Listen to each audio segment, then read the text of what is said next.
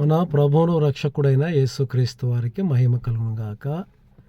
రోమా పత్రిక 11వ అధ్యాయం 13వ వచనం. అందులో రోషము అనేటువంటి మాట మనకు కనిపిస్తుంది. దేవుని సేవకులైనటువంటి వారు రోషం కలిగి బోధ చేయాల. అలాగే విశ్వాసులైన వారు కూడా రోషం కలిగి బ్రతకాలి.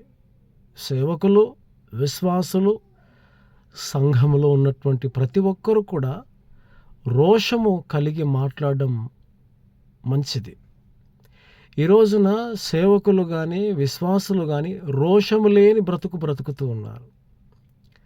మన చుట్టూ జరుగుతున్నటువంటి వాటిని గమనిస్తూ కూడా సైలెంట్గా ఉంటున్నారు, నిశ్శబ్దం పాటిస్తూ ఉన్నారు.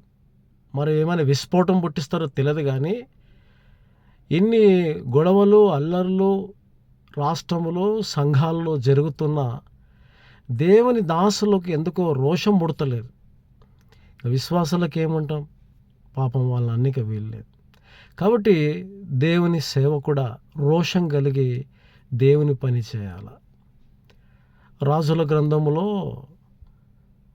నేనొక్కనే రోషం గల దేవుని సేవకుని అంటాడు ప్రవక్త.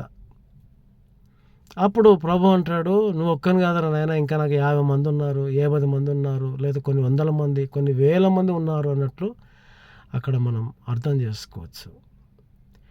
నేను ఒక్కనే ఉన్నా రోషం కలవని అనుకున్నాడు, కానీ అతనికన్నా ఇంకా బలం కలిగిన సేవకులు ఉన్నారు.